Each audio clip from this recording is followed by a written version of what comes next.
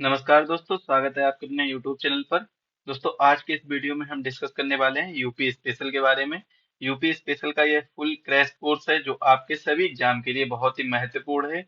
ये आज हमारी पहली क्लास है। इसमें हम डिस्कस करेंगे कंप्लीट थ्योरी, और ये पूरा थ्योरी बेसिस पे रहेगा आपका। और साथ ही साथ में जो भी आपके पीवाईक्यू हैं उनको भी हम साथ में डिस्कस करते हुए चलेंगे। थ्योरी फॉर्मेट में ही लिखा देंगे और बताएंगे आपको ये क्वेश्चन पूछा गया था, कहाँ पर पूछा गया था, किस एग्जाम में पूछा गया था। तो इन सभी चीजों के हम डिस्कस करेंगे। अगर अभी भी चैनल को सब्सक्राइब नहीं किया है तो चैनल को सब्सक्राइब कर लें और बेल आइकन को प्रेस करें, जिससे वीडियो की लेटेस्ट इंफॉर्मेशन सबसे पहले आपके पास पहुंचे। देखिए, इसके हम इंट्रोडक्शन के बारे में जान लेते हैं, कोर्स ओवरव्यू के बारे में जान लेते हैं। तो कोर्स का ओवरव्यू क्या है इसके बारे में हम देखते हैं। तो सबसे पहले तो आपको बता दें कि ये जो हमारा कोर्स है, ये कंप्लीट सिलेबस हम इसमें डिस्कस करेंगे। कंप्लीट सिलेबस, जो भी आपका यूपी स्पेशल का सिलेबस है उसके बारे में हम डिस्कस करने वाले हैं। कंप्लीट सिलेबस के बारे में डिस्कस करने वाले हैं। और ये कंप्लीट थ्योरी कोर्सेज रहेगा आपको, जो कि आपको बिल्कुल हिंदी माध्यम में मिलेगा, हिंदी मीडियम में मिलेगा। हिंदी मीडियम में जो भी शब्द जरूरी लगेंगे कि इंग्लिश में भी आपको जानना चाहिए तो उसको हम इंग्लिश में भी बताएंगे। और ये बेसिकली आपको हिंदी माध्यम में ये कोर्स देखने को मिलेगा। और उत्तर प्रदेश स्पेशल केवल हम पूरा मैप के माध्यम से कोशिश करेंगे कि मोस्टली चीजें हम मैप के माध्यम से समझें, क्योंकि मैप के माध्यम से जब हम चीजें समझते हैं तो हमेशा के लिए वो हमें याद रहती हैं। इसकी पीडीएफ आपको मिल जाया करेगी। हर क्लास के बाद इसकी पीडीएफ आपको एग्जाम वेब चैनल पर, एग्जाम वेब जो यूट्यूब यूट्यूब है, इस पर भी आपको ये वीडियो देखने को मिलेंगे। साथ ही साथ में एग्जाम वेब ऐप पर आपको इसकी पीडीएफ मिल जाएगी। ऐप की लिंक डिस्क्रिप्शन बॉक्स में दी गई है। और ये सभी पीडीएफ आपको बिल्कुल फ्री में मिलेंगी। और साथ ही साथ में ये कोर्स भी आपके लिए बिल्कुल फ्री में रहेगा। कोर्स भी आपके लिए बिल्कुल फ्री में रहने वाला है। तो वीडियो को अंत तक जरूर देखें। आज के इस वीडियो में हम कुछ यूपी के इंट्रोडक्शन के बारे में, उत्तर प्रदेश के परिचय के बारे में पढ़ेंगे।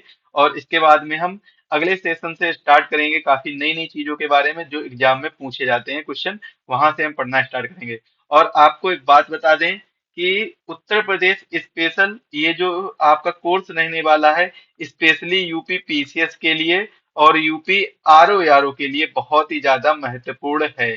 तो यूपी पीसीएस और यूपी आरओ और यूपी ट्रिपल एससी के द्वारा जो भी एग्जाम कंडक्ट कराए जाते हैं उनके लिए ये महत्वपूर्ण कोर्स रहने वाला है। तो ये इन सभी की आपको प्लेलिस्ट भी मिल जाएगी।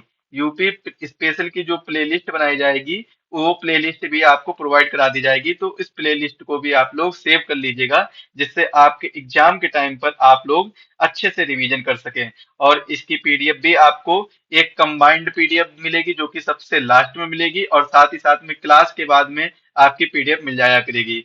ये क्लास आपको अल्टरनेट डे पे एक दिन छोड़कर आपको प्रोवाइड कराई जाएगी।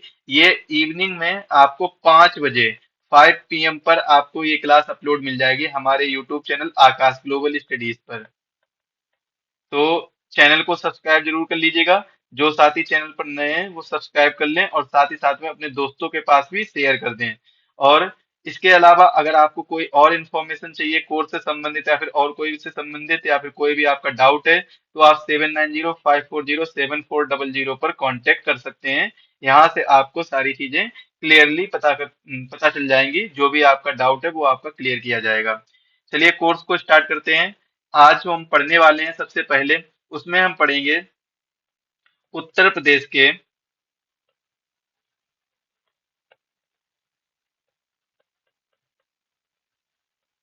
उत्तर प्रदेश के राजनीतिक एवं प्रशासनिक परिचय के बारे में। राजनीतिक एवं प्रशासनिक परिचय के बारे में पढ़ेंगे। राजनीतिक एवं प्रशासनिक परिचय। साथ में आप अगर हो सके तो नोट्स भी बनाते रहिए, ये आपके लिए बहुत ही महत्वपूर्ण साबित होंगे।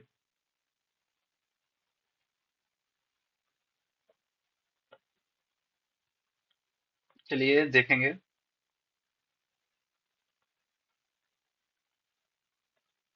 सबसे पहले, ये कई बार क्वेश्चन आया है, इसको हम डिस्कस करते हैं।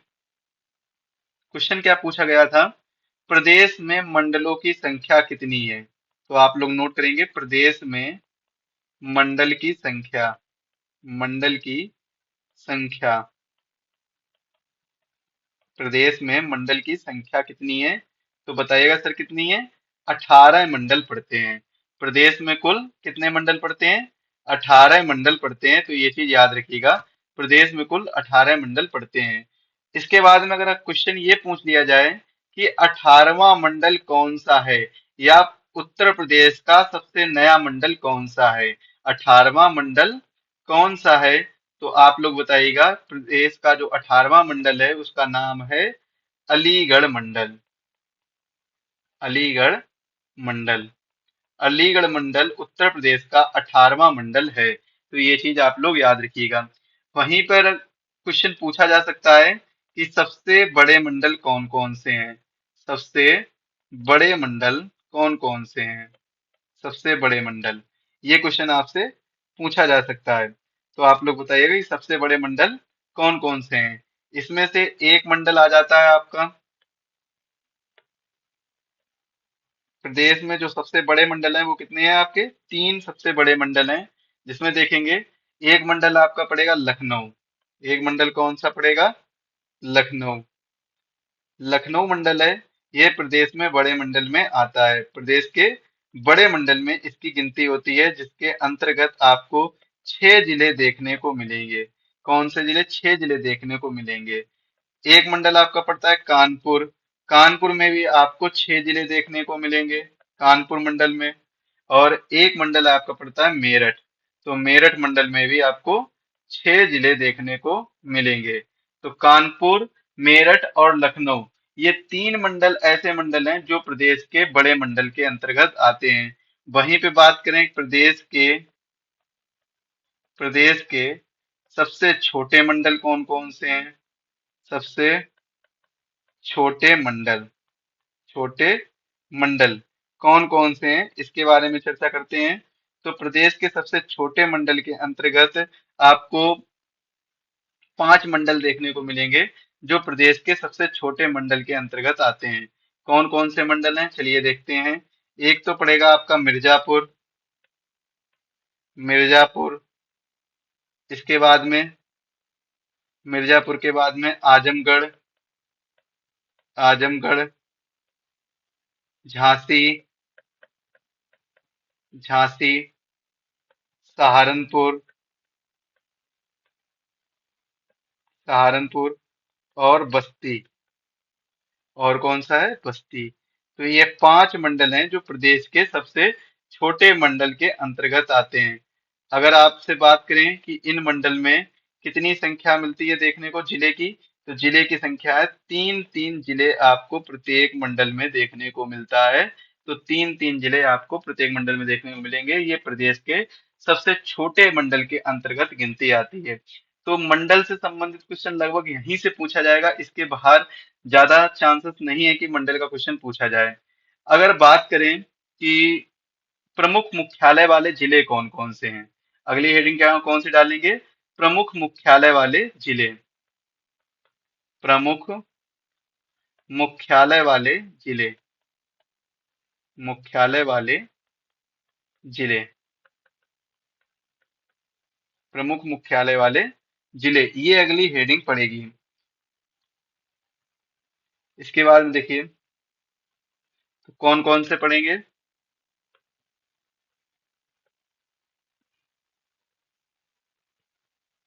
नोट करेंगे। एक तो है अमेठी, अमेठी। अमेठी का जिला मुख्यालय कहाँ पर है? गौरीगंज में, गौरीगंज। इसके बाद में संत कबीर नगर, संत कबीर नगर। इसका जिला मुख्यालय खलीलाबाद, खलीलाबाद। एक है अंबेडकर नगर,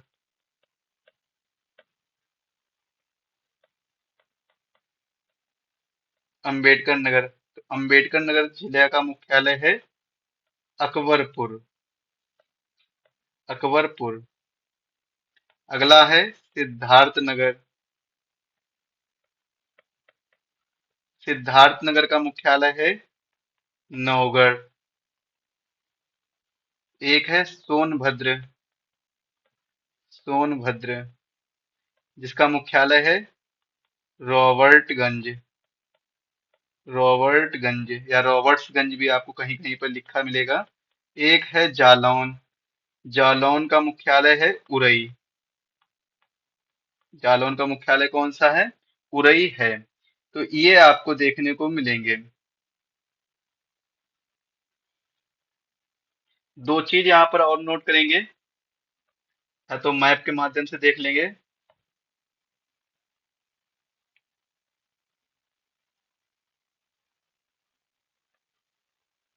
चलिए देखते हैं।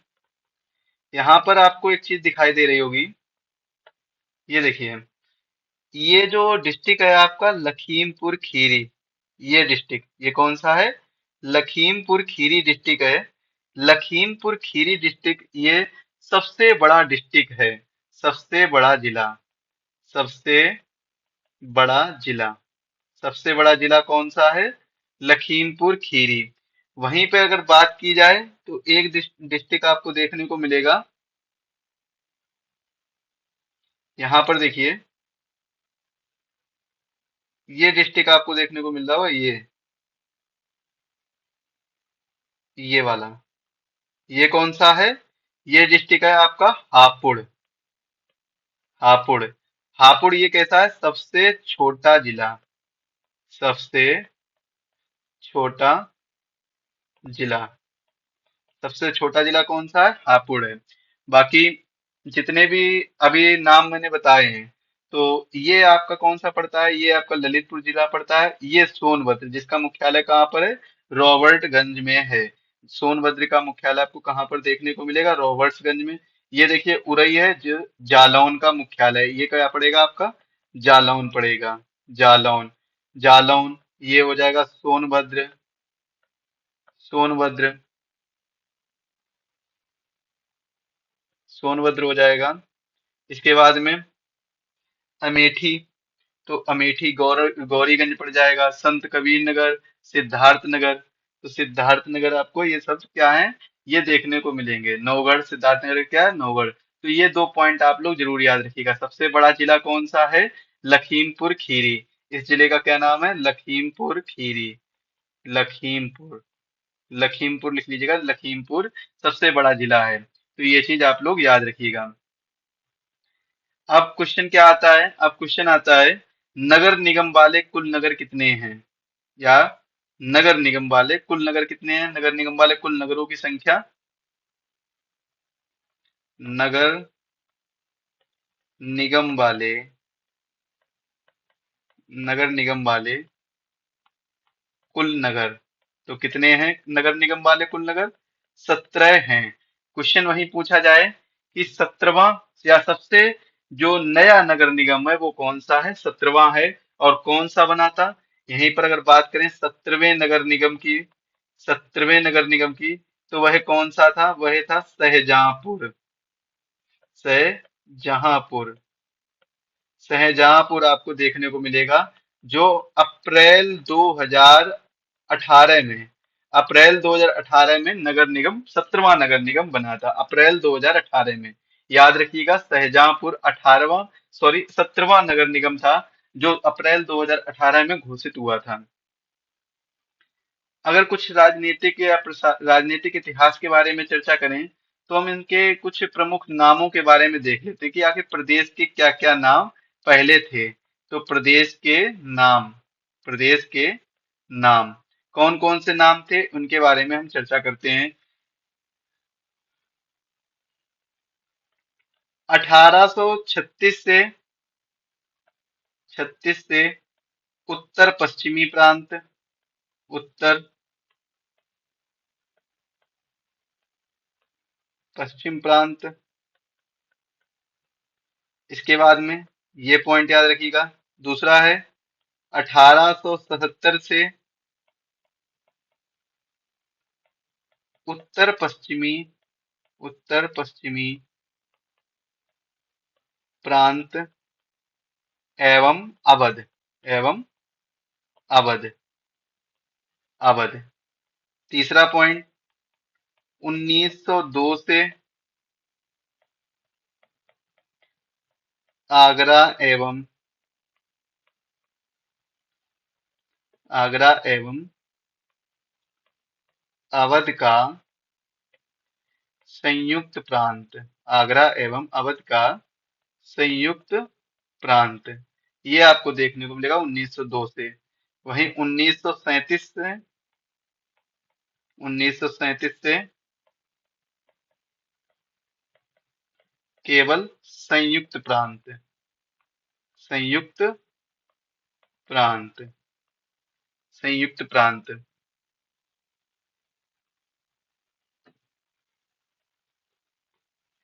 और इसी में एक चीज नोट करेंगे, 24 जनवरी जो कि इंपॉर्टेंट है, 24 जनवरी 1950 से 1950 से उत्तर प्रदेश, नाम क्या रखा गया था, 24 जनवरी 1950 से उत्तर प्रदेश। और इसी दिन को ये 24 जनवरी को ही क्या है, उत्तर प्रदेश स्थापना दिवस, उत्तर प्रदेश स्थापना दिवस। 24 जनवरी को ही उत्तर प्रदेश स्थापना दिवस मनाया जाता है। ये महत्वपूर्ण है, इंपॉर्टेंट है, कई बार एग्जाम में ये क्वेश्चन पूछा गया है।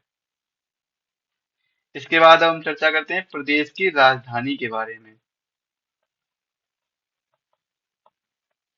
प्रदेश की राजधानी के बारे में, राजधानी के बारे में चर्चा करेंगे, जिसमें सबसे पहले हम देखेंगे, सबसे पहले आगरा राजधानी। 1836 से राजधानी क्या रही थी उत्तर प्रदेश की, आगरा रही। इसके बाद में 1858 से प्रयागराज, 1920 से लखनऊ, 1920 से क्या रही थी राजधानी, लखनऊ। लेकिन कैसे, आंशिक रूप से,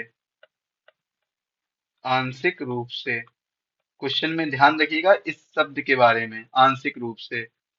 अगला है जो इम्पोर्टेंट है उसको देखिए, 1935 से लखनऊ, और ये रही थी पूर्ण रूप से। ये कैसे रही थी, पूर्ण रूप से रही थी। पूर्णतः कब बनाई गई थी, 1935 में। और 1920 से 1935 आंशिक रूप से लखनऊ राजधानी रही थी उत्तर प्रदेश की। तो इसमें क्या है, ये चीज आपकी इंपॉर्टेंट है, इंपॉर्टेंट। अगर आंशिक रूप ना पूछा जाए, या फिर कोई भी, या ना आंशिक लिखा हो प्रश्न में, ना पूर्णता लिखा हो, तो आप लोग 1935 पर टिक लगाइएगा। याद रखिएगा 1935 पर टिक लगाइएगा, क्योंकि वो पूर्ण रूप ही माना जाएगा जब से पूर्ण रूप से बनाएगी। अगर शब्द डिफाइन कर दिया जाए कि आंशिक रूप से उत्तर प्रदेश की राजधानी लखनऊ कब बनी थी, तो आप बताइएगा 1920 में बनी थी। याद रखिएगा, ये चीज बहुत ही महत्वपूर्ण है जो आपको याद रखनी होगी।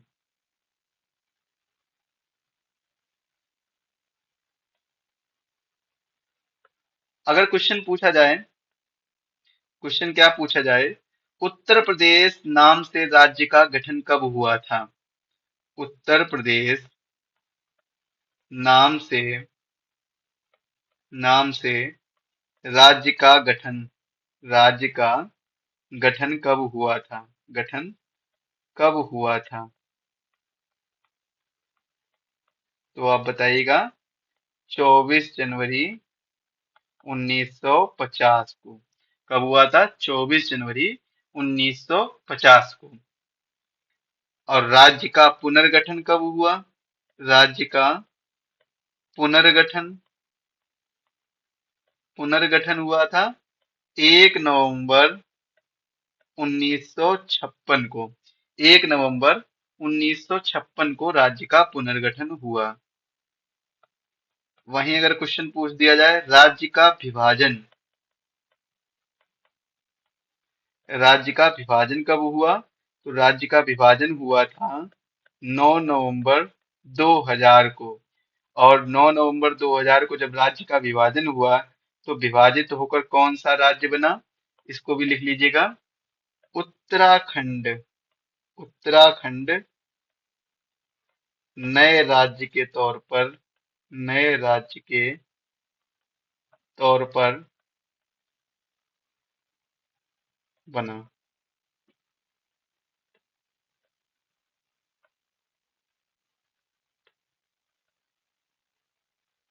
लिख लीजिए नया राज्य बना, इतना लिख लीजिए, नया, नया राज्य बना। कितने जिलों, 13 जिलों वाला। उत्तर प्रदेश से कितने, 13 जिला हटाकर एक नया राज्य बनाया गया जिसका नाम रखा गया उत्तराखंड। तो राज्य का विभाजन कब हुआ था, 9 नवंबर 2000 को।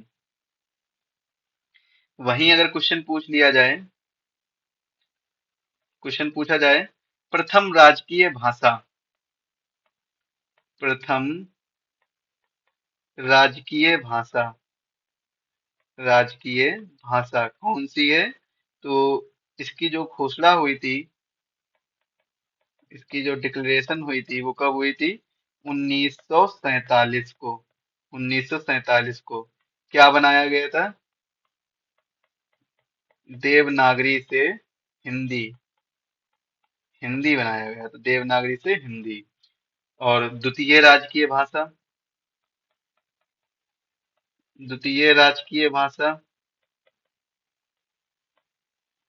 राजकीय भाषा ये 1989 से। और क्या थी द्वितीय राजभाषा, तो द्वितीय राजकीय भाषा थी उर्दू। उर्दू द्वितीय राजकीय भाषा थी जो कि 1989 से घोषित है। अगर राजकीय पशु की बात की जाए, राजकीय पशु की बात की जाए तो राजकीय पशु कौन सा है, बारहसिंगा। बारहसिंगा राजकीय पशु है। राजकीय पक्षी की बात की जाए तो राजकीय पक्षी कौन है, सारस, अथवा क्रॉन्च। कई जगह पर आपको क्रॉन्च भी देखने को मिलेगा, क्रॉन्च। इसके बाद में राजकीय वृक्ष की बात की जाए, राजकीय वृक्ष, तो राजकीय वृक्ष है अशोक। राजकीय वृक्ष कौन सा है, अशोक।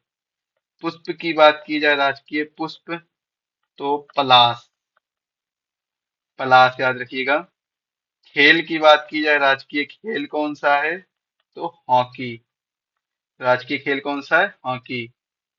और राजकीय चिन्ह की बात कर ली जाए तो राजकीय चिन्ह एक व्रत, व्रत टाइप का है और उसमें दो मछली है, एक तीर धनुष है। और यह क्या है, राजकीय चिन्ह है जो 1938 से है। कब से है, राजकीय चिन्ह 1938 से मान्यता प्राप्त है, राजकीय चिन्ह को 1938 से। ये चीज याद रखिएगा, इंपॉर्टेंट है। अब हम बात करते हैं कि उत्तर प्रदेश, दिल्ली एनसीआर में कितने जिले आते हैं उत्तर प्रदेश के, यूपी के जिले।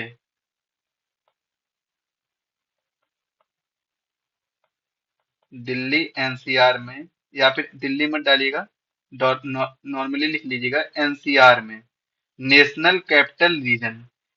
इसका फुल फॉर्म क्या होता है, नेशनल कैपिटल रीजन,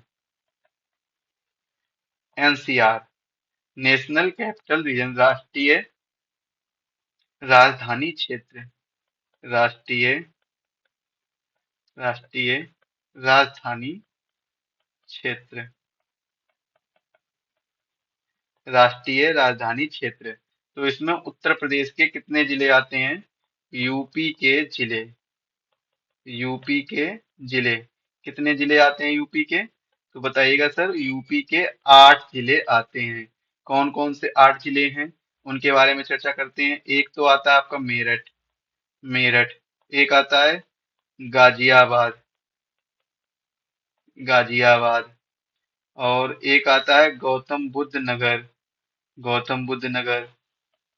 एक आता है बुलंदशहर, हापुड़। हापुड़ के बाद में बागपत, मुजफ्फरनगर, मुजफ्फरनगर। और लास्ट है शामली। तो ये 8 जिले हैं। मेरठ, गाजियाबाद, गौतम बुद्ध नगर, बुलंदशहर, हापुड़, बागपत, मुजफ्फरनगर और शामली। ये 8 जिले किसमें आते हैं? दिल्ली एनसीआर में, या एनसीआर में नेशनल कैपिटल रीजन में आते हैं 8 जिले। याद रखिएगा। अब कहीं कहीं पर क्वेश्चन क्या पूछा जाएगा? पुलिस कमिश्नर प्रणाली वाले जिले कितने हैं? पुलिस कमिश्नर प्रणाली वाले जिले, पुलिस कमिश्नर प्रणाली वाले जिले कितने हैं? तो ये याद रखिएगा, ये 7 जिले हैं। कितने जिले हैं? 7 जिले हैं। कौन कौन से जिले हैं 7? देखते हैं। लखनऊ, लखनऊ, गौतम बुद्ध नगर, वाराणसी, वाराणसी, कानपुर, गाजियाबाद, गाजियाबाद, प्रयागराज, प्रयागराज और आगरा। ये 7 जिले हैं जो पुलिस कमिश्नर प्रणाली वाले जिलों के अंतर्गत आते हैं। अगर राजनीतिक परिचय की बात की जाए उत्तर प्रदेश के, तो उत्तर प्रदेश में अगर राजनीतिक परिचय की बात की जाए तो इस तरीके से नोट करिएगा। उत्तर प्रदेश में, उत्तर प्रदेश में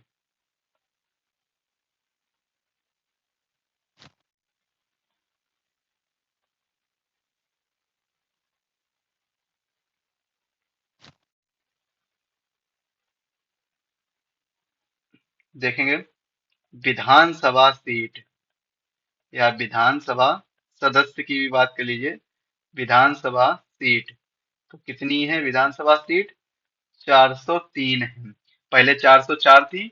एक मनोनीत सदस्य होता था एंग्लो इंडियन, वो अब हटा दिया गया संविधान संशोधन करके हुए।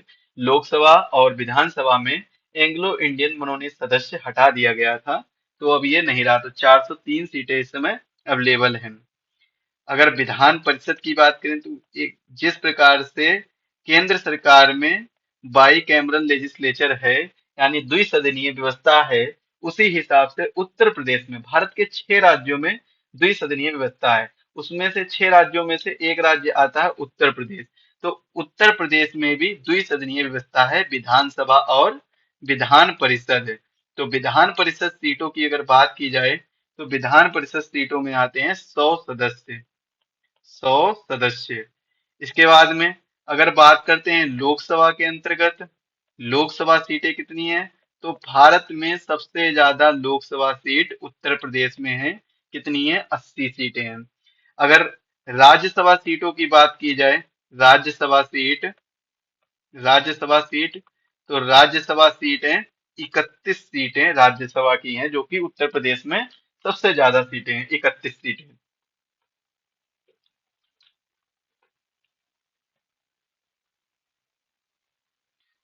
आगे देखते हैं। अगर क्वेश्चन पूछ लिया जाए आपसे, इस समय उत्तर प्रदेश में, हम बात कर रहे हैं 2024 की, 2027 में इलेक्शन है। 2027 में क्या होंगे? इलेक्शन होंगे। तो 2024 में जो विधानसभा चल रही है वो कितने नंबर की है? 18वीं विधानसभा है।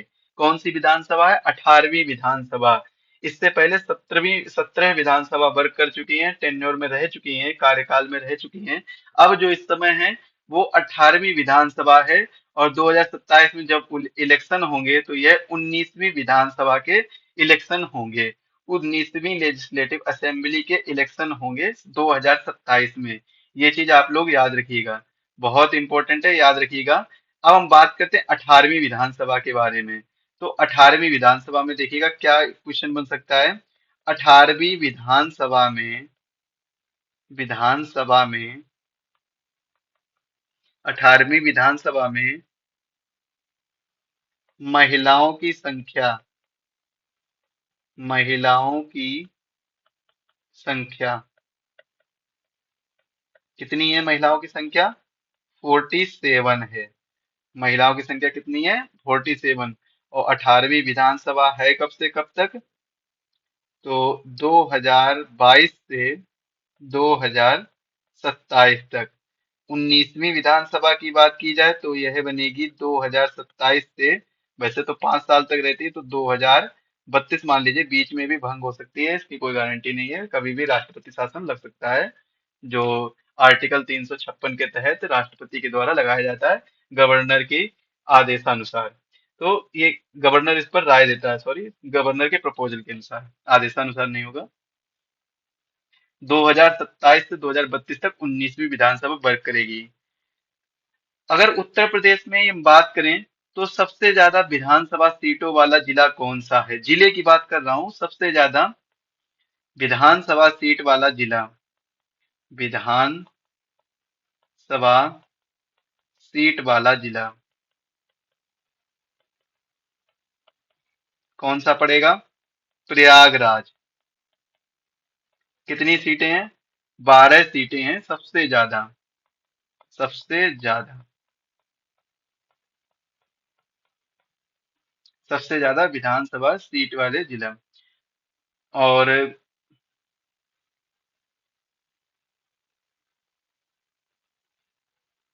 एक क्वेश्चन और है, इंपॉर्टेंट है, इसको भी नोट करिएगा। क्या क्वेश्चन है?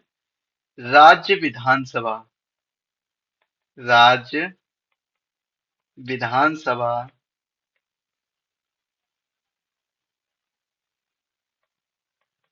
की लखनऊ से बाहर,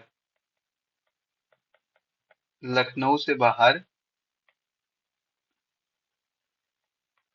एकमात्र बैठक,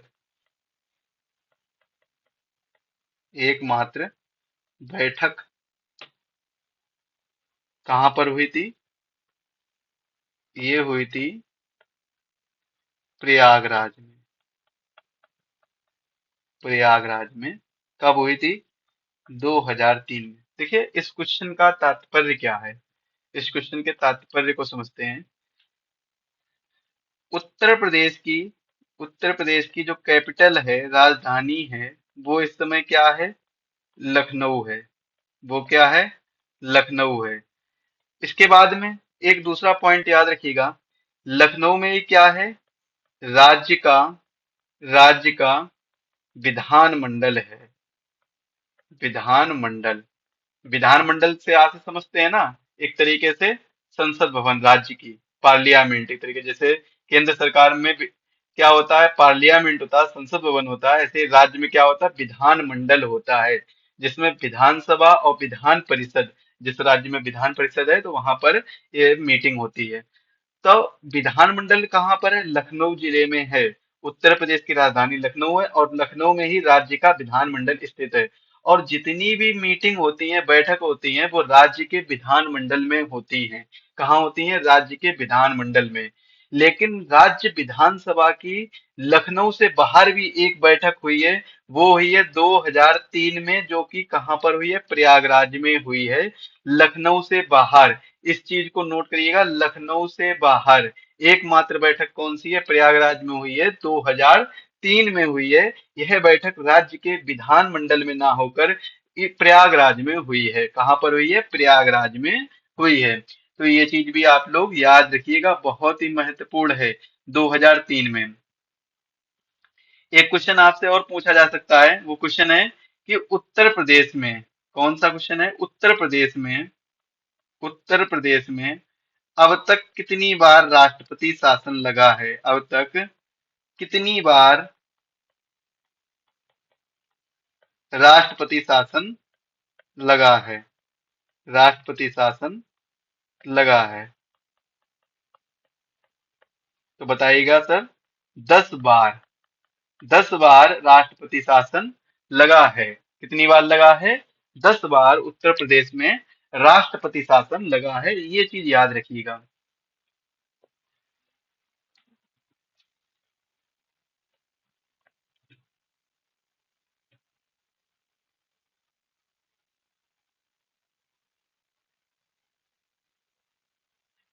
तो आज के इस वीडियो में हमने उत्तर प्रदेश के नॉर्मल परिचय के बारे में और कोर्स के बारे में ओवरव्यू लिया है। इसके बाद में प्रॉपर जो क्लास रहेगी वो नेक्स्ट क्लास से आपको देखने को मिलेगी, जिसमें हम सबसे पहले पढ़ेंगे नियुक्तियों के बारे में। नेक्स्ट क्लास के लिए टॉपिक नोट कर लीजिए, आप लोग पढ़ के आइए। नेक्स्ट क्लास में हम क्या क्या पढ़ने वाले हैं नेक्स्ट क्लास में। तो नेक्स्ट क्लास में जो हम सबसे पहला टॉपिक रहेगा वो रहेगा नियुक्तियों के बारे में। जो उत्तर प्रदेश में नियुक्ति सॉरी उत्तर प्रदेश में जो नियुक्तियां हुई हैं, नियुक्तियां जैसे कि पहले मुख्यमंत्री कौन है, पहले महिला मुख्यमंत्री कौन है, वर्तमान में मुख्यमंत्री कौन है, और व्यक्ति के रूप में कौन से नंबर के मुख्यमंत्री हैं, राज्यपाल कौन है, पहले राज्यपाल कौन है, विधानसभा अध्यक्ष कौन है, और सबसे पहले विधानसभा अध्यक्ष कौन है, मुख्य न्यायाधीश कौन है, जो इलाहाबाद हाई कोर्ट के मुख्य न्यायाधीश। तो इस प्रकार की सभी नियुक्तियों के बारे में हम चर्चा करेंगे। और कुछ आयोगों के बारे में भी चर्चा करेंगे, जैसे कि राज्य मानवाधिकार आयोग, राज्य सूचना आयोग, राज्य महिला आयोग, ओबीसी का आयोग, अल्पसंख्यक का आयोग। इन सभी चीजों के बारे में भी हम सभी चीजों को हम देखेंगे। इसके बाद में जो हमारा दूसरा टॉपिक रहेगा वो रहेगा भौतिक संरचना के बारे में। किससे संबंधित रहेगा? भौतिक संरचना के बारे में संबंधित रहेगा दूसरा टॉपिक। पहले टॉपिक में नियुक्तियां, दूसरे में भौतिक संरचना, और तीसरे में हम पढ़ेंगे भौतिक संरचना। काफी बड़ा टॉपिक हो जाएगा, तो पहले हम कोशिश करेंगे कि हम भौतिक संरचना को ही पूरा कर लें। और भौतिक संरचना के बाद में जो हमारा टॉपिक रहने वाला है वो रहेगा मृदा, कृषि एवं पशुपालन। मृदा, कृषि एवं पशुपालन। तो इन तीन टॉपिक को कोशिश करेंगे कि अगली क्लास में पूरा कर लिया जाए। ये टॉपिक छोटा सा है, 10 से 15 मिनट में आपका ये टॉपिक खत्म हो जाएगा। इसमें थोड़ा सा टाइम लगेगा, ये बड़ा टॉपिक है। और कोशिश ये रहेगी कि भौतिक संरचना को कल पूरा समाप्त कर दिया जाए, और उसकी अगली नेक्स्ट क्लास में हम मृदा, कृषि एवं पशुपालन के बारे में पढ़ेंगे। ये पीडीएफ आपको एग्जाम वेब चैनल पर, एग्जाम वेब ऐप पर आपको प्रोवाइड करा दी जाएगी। आकाश ग्लोबल स्टडीज टेलीग्राम चैनल पर प्रोवाइड करा दी जाएगी। तो इससे के लिए आपको डाउनलोड करना होगा एग्जाम वेब ऐप, और एग्जाम वेब से आप ये पीडीएफ डाउनलोड कर सकते हैं। बिल्कुल फ्री में आपको ये पीडीएफ मिलेगी। इस पीडीएफ को पाने के लिए आप बस डिस्क्रिप्शन बॉक्स में दिए गए लिंक एग्जाम वेब पर आप क्लिक करिए और वहां से डाउनलोड करिए, या फिर आप हमसे व्हाट्सएप पर भी ये पीडीएफ प्राप्त कर सकते हैं। चलिए मिलते हैं अगले वीडियो में, तब तक के लिए आप सभी को धन्यवाद। सभी लोग स्वस्थ रहें, मस्त रहें।